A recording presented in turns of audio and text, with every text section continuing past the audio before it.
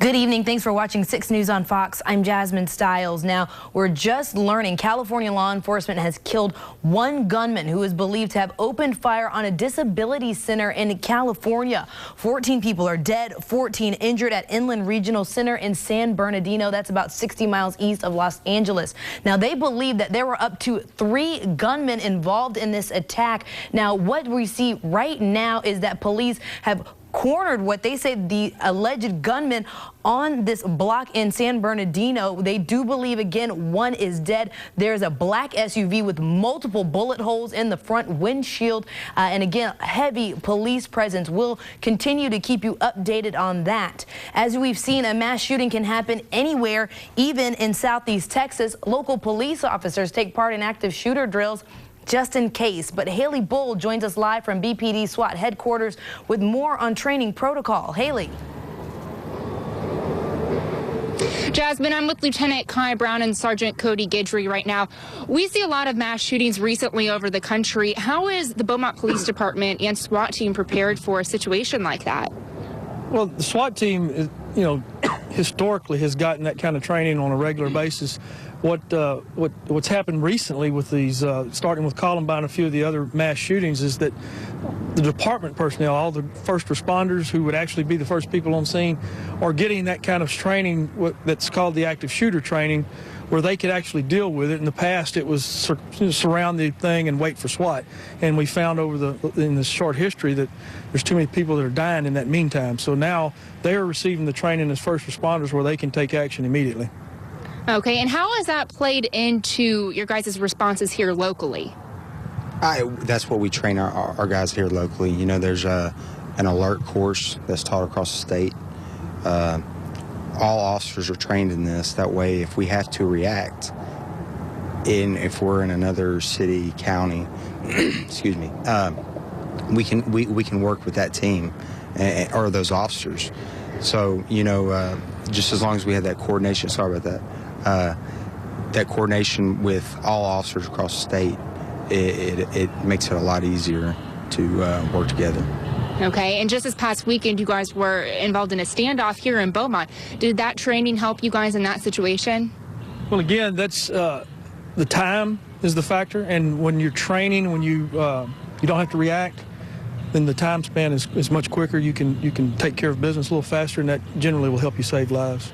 Okay, thank you. We'll, of course, keep you updated on air and online as the situation in California unfolds. Reporting live in Beaumont, Haley Bull, Fox 4 News. Thank you, Haley. When it comes to mass casualty preparation, law enforcement is just one piece of the puzzle. The other major factor is taking care of the wounded. Our Kara Dixon joins us near the ER at Baptist Hospital. How do doctors and support staff there prepare for these types of situations, Kara? Jasmine, they say they train all year long to be prepared for situations like this. Now I'm joined with Dr. Ali Osman and nurse practitioner James Howe. Now, how prepared are you guys for a situation like this? We are prepared. We do extensive training. We do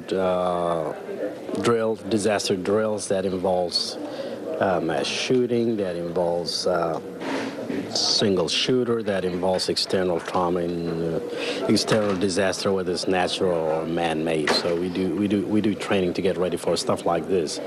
We are ramping up these trainings because there are certain new things that are coming on board, which is every facility had their own trauma drills that happens in each facility, whether it's Baptist Hospital or any other hospital in town.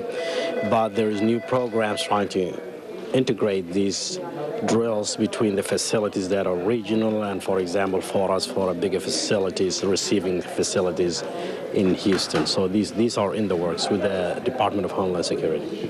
And how important is it for you guys to be ready for something like this and always, practicing like you said and just knowing what you need to do when something like this does happen? It is because you get simply overwhelmed with volume. So you have to really do the drills. You have to do this disaster drills because you get overwhelmed with volumes, and you get overwhelmed with the number of patients, and you have limited space. So there's certain things that we do, moving patients around, dispositioning patients who are not quite sick. One thing happens in a situation like this is every surgeon becomes a trauma surgeon. Every doctor becomes an ER doctor. So we don't only use our local resources. We don't call up just every ER physician and every trauma surgeon in town, but we will call on every physician in town, because it doesn't matter what your specialty is. In a situation like this, there is something that a physician could provide, or a nurse practitioner for that matter could provide, that is not in their daily training. All right, thank you so much for that. We will have more on this story at 6 o'clock on KTM, so tune in then when we'll have more about emergency response. Reporting live in Beaumont, Kara Dixon, 6 News on Fox.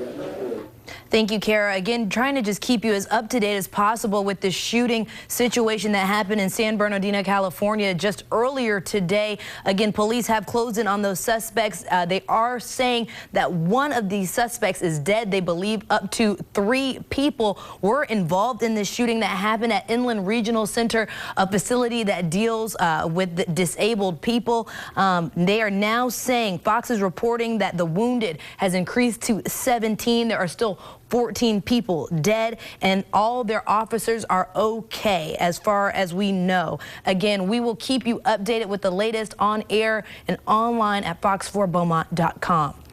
San Bernardino police are saying at minimum this shooting is an act of domestic terrorism. We spoke with Representative Brian Babin for an initiative we call Connect to Congress. He addressed that very issue concerning Syrian refugees. I was in a briefing this morning talking about domestic terrorism, and we were told that once they get through the borders and once they get inside the country, it becomes a local law enforcement issue. And so that's why it's so very important that we stop them before they get here. This evening, 4 puppies are in need of loving homes after a Vidor woman found them at a dumpster. On Tuesday morning, Ronalda Simmons says a friend called her saying someone in a gray Chevrolet SUV abandoned the dogs near the 1200 block of West Circle in Vidor. Someone has already adopted 1 dog, but she's looking for caring owners for the remaining puppies. I need some help trying to get rid of them, so I don't have to bring them to the pound, and I don't want them to get put to sleep. You can visit our website at fox4beaumont.com to find out how you can adopt or foster one of these dogs. Tonight at 6 on KFDM, the Humane Society says you may be shocked by how often people dump animals. Still ahead on KBTV, a Texas deputy tries to make a daring rescue in raging floodwaters. The dramatic video right after the break. You are watching 6 News on Fox with Jasmine and meteorologist Carrie Cooper. This is the evening news at 5:30. She said the guy came in next to her office and I guess started shooting. They locked themselves in her office. They seen bodies on the floor, and she said right now ambulance are taking people out in stretchers. She was able to get out of the building already, but there's still people inside. If you're just joining us, we're bringing you up to speed on developing and breaking news that we have coming out of California. A mass shooting that happened earlier this afternoon left 14 people dead, up to now 17 injured. Police were chasing after 3 suspected gunmen wearing body armor, and they believe are armed. We're on the streets of San Bernardino right now that you can see. A SWAT team is approaching a black SUV that was basically had a bolo put out for it. There are bullet holes littering the front of that windshield. Again, they do believe that 1 suspect is down and the others are in custody. Again, we will keep you updated with this as we are brought to speed on this situation. Again, it is developing. You can stay up to date online. That's fox4beaumont.com. Dramatic dash cam video helps tell a tragic story out of Fort Worth, Texas. On Thanksgiving night, a sheriff's deputy gets swept away by floodwaters while she and a retired officer tried to save an elderly woman trapped in her car. Dan Haggerty has a story. While the dash video shows Deputy Crystal Salazar on the left and Dale Rhodes to her right pushing through the flooding water toward shining headlights, you can also see Dale's wife on the phone with her mom stuck in that car, telling her everything would be okay. She was calling Diana every so often, gave her updates, and, you know, the water's up to my legs, and then the water's up to my waist, and then the last call she got, the water was up to her neck, and then the phone went dead. Still, Salazar and Rhodes fought the current until it was too much. You can see here as the deputy gets washed away and Rhodes gets pinned down. There's that hope that you can, you know. So I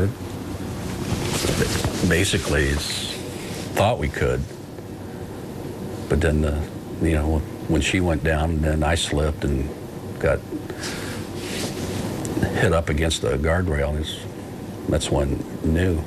They found the car days later, about a mile downstream, with 76-year-old Zenola Jenkins still inside. You know, it's just, you know, earth-shattering, traumatic. And it's beyond words. The grandmother was beloved and leaves behind a large family. Her daughters, including Diana, who comforted her in her last moments, met privately with the deputy who nearly met her own during the rescue attempt. I'm told Crystal Salazar still struggles with what happened. I guess all three of them were in tears, and her main concern was that she wasn't able to get to Mom. A woman Rhodes says was one of a kind, genuine and generous. So I would be having my coffee here in the morning, and when she got up, she'd walk out with a real bright, cheery good morning, and, you know, I still look for that. The release of that video has sparked some criticism aimed at Deputy Salazar on social media, but the family says it considers the deputy to be a hero. Now time to check in with Carrie Cooper. I mean, there's really no bad news. It's a clear forecast, it looks like. Yeah, it looks great. The next several days heading into the weekend. We've been slow to clear today up in the lakes area. It's got sun all day long, but skies are clearing. We'll give you that nice forecast coming up.